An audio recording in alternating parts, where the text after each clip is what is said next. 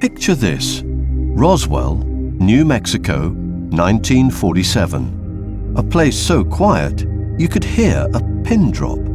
Or, as luck would have it, a UFO. If ever there was a locale suited for a mysterious event, it was the vast, serene expanses of the New Mexican desert.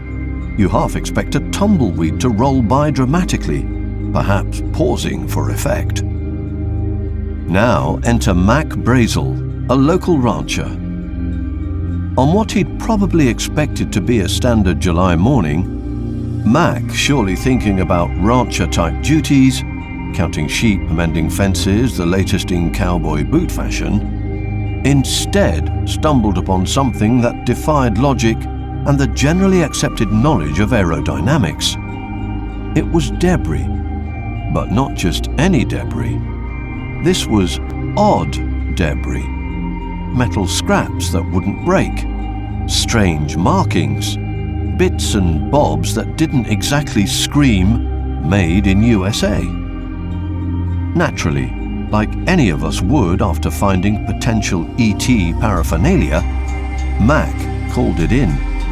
And this is where our tale turns from a curious desert discovery to a full-blown intergalactic incident. Before you could say little green men, the US Army was on the scene. Their initial enthusiasm was, shall we say, contagious. So much so that the local Roswell Army airfield let slip a press release that's been lighting up conspiracy forums ever since. It claimed they'd got their hands on a bona fide flying disc. Now, if the townsfolk were abuzz before, this was the equivalent of shaking the entire beehive. A flying disc? In Roswell? It was the stuff of legend. Almost immediately, imaginations ran wild. Was ET just looking for a good burger joint? Did Martian GPS go kaput? But then, in a plot twist worthy of a daytime soap opera, the Army said, "Whoops, our bad. That flying disc? Nah, just a weather balloon. Nothing to see here, folks. A weather balloon in UFO's clothing, if you will." This sudden switcheroo did little to quell the whirlwind of speculations. If anything, it poured rocket fuel on the fire of public intrigue. The Army's rapid retraction made some folks scratch their heads. A few even adjusted their tin-foil hats. From this moment on, the legend of Roswell was cemented, ensuring its place in the annals of history.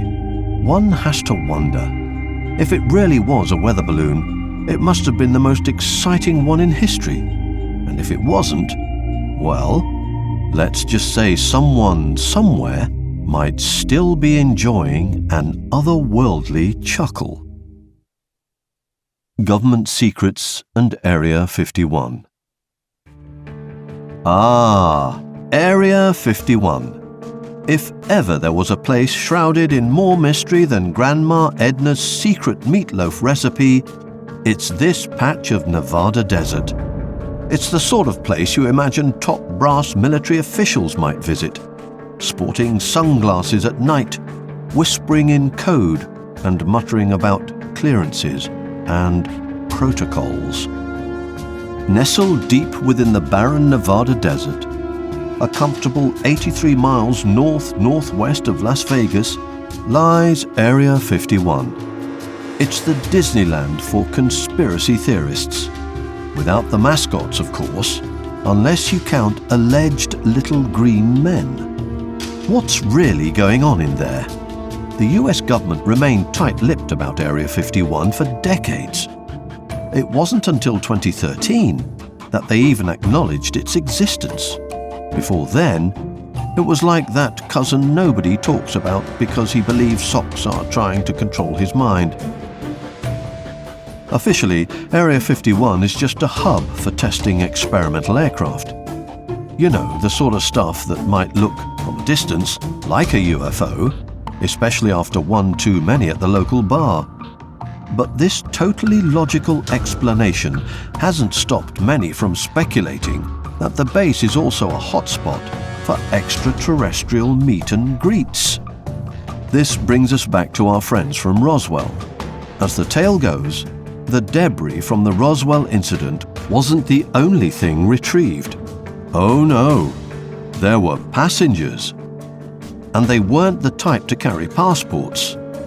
Stories swirled that alien bodies were whisked away in the dead of night, because of course these things always happen in the dead of night, all the way to Area 51 for a bit of a posthumous poke and prod. Claims of extraterrestrial autopsies inside the top secret facility spread faster than a cold in a kindergarten. Grainy videos purporting to show these autopsies popped up, becoming the 90s equivalent of viral. Though many were debunked, the allure of the idea persisted.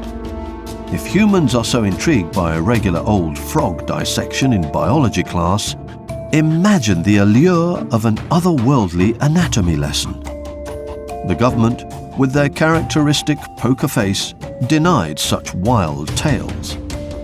But as anyone who's tried to keep a particularly juicy secret knows, the more you deny, the more others suspect you're holding all the cards, or in this case, all the aliens.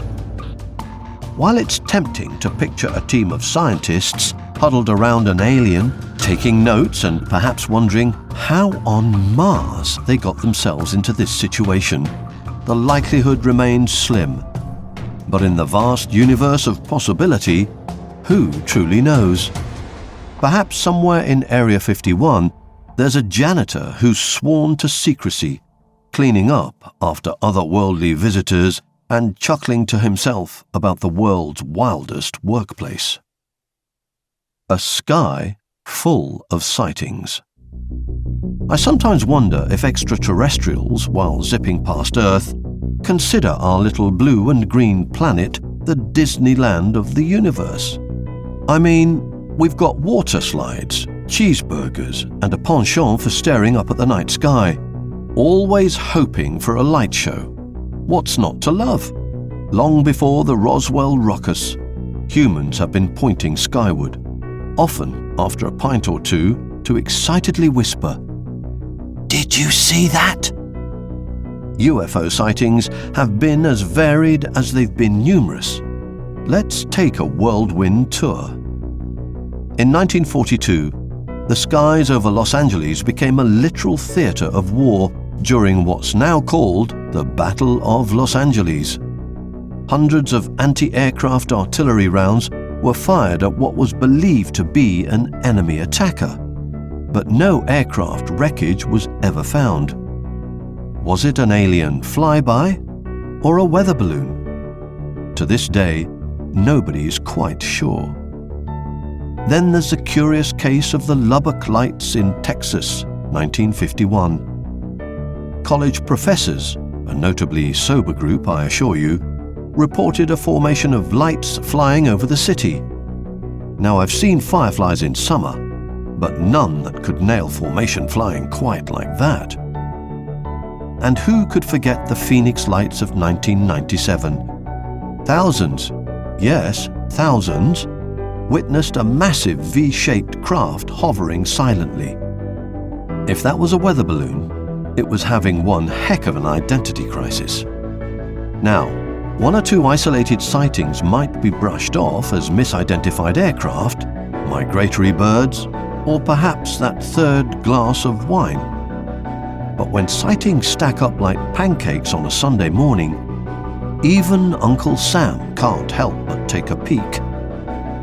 Enter Project Blue Book. Less a whimsical children's tale, and more the US Air Force's way of saying, "All right, let's figure out what's buzzing around up there." From 1952 to 1969, they investigated over 12,000 UFO sightings. Yes, 12,000. That's a lot of curious eyes pointed skyward. While the majority were explained away as misidentified stars, planets or aircraft, and perhaps a swamp gas or two, a small percentage remained unidentified. Cue the eerie music. Though Blue Book concluded that UFOs weren't a threat to national security and were not of advanced technology, they didn't douse the flames of public intrigue. For many, it's far more fun to imagine an alien enjoying a joyride around our atmosphere than to consider the mundanities of atmospheric refraction or optical illusions. In the end, while governments might peep into these mysteries with magnifying glasses and stacks of paperwork, for the rest of us, a look up to the vast expanse of the universe is enough to remind us of the grand mysteries that might be out there. And if those mysteries fancy a trip past our planet now and then, well, who could blame them? The shift in official stance. Governments. Those vast, labyrinthine institutions where secrets go to enjoy a long retirement and paperwork multiplies faster than rabbits in springtime. However, every once in a while, a gust of fresh air sweeps through the dimly lit corridors of bureaucracy, sending musty old secrets scattering. Such has been the recent tale of UFOs, or, in the latest official parlance, UAPs, Unexplained Aerial Phenomena. It's a snazzier title, don't you think?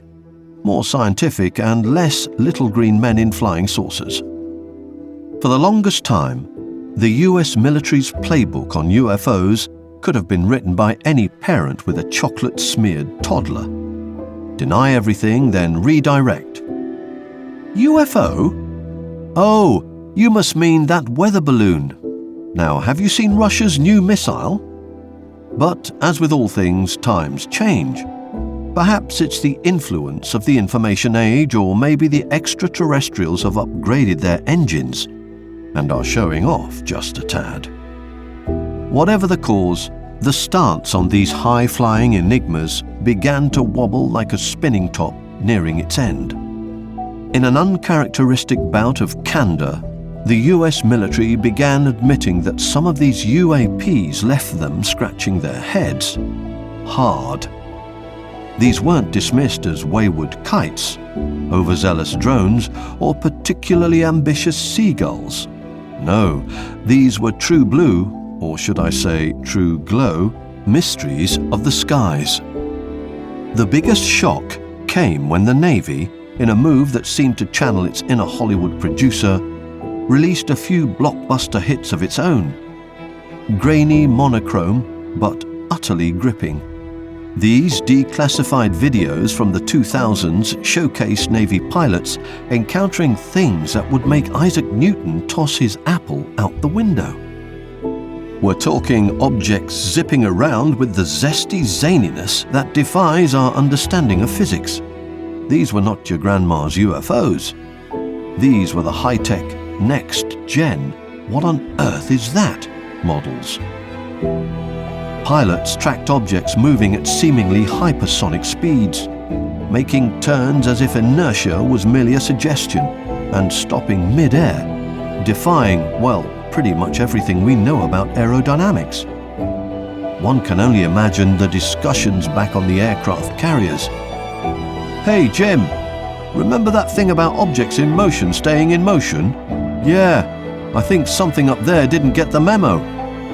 These revelations, quite like a splash of cold water, startled the public and experts alike. Discussions that once lurked on the periphery of respectable conversation suddenly found themselves center stage. Major news outlets, once content to leave UFO stories to tabloids and their alien-befriending Elvises, now tackle the subject with gravity, the journalistic kind, not the cosmic one. In essence, the narrative had shifted.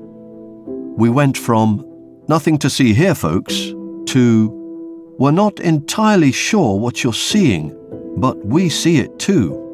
While it's not a full-throated admission of extraterrestrial hijinks, it's a start. And for many, it's a vindication. The sky, it seems, remains as full of wonders as ever. So next time you look up and see something you can't quite explain, just remember, you're in good company. The the best pilots with the most advanced tech are sometimes just as stumped. But isn't that mystery part of the fun? The universal fascination.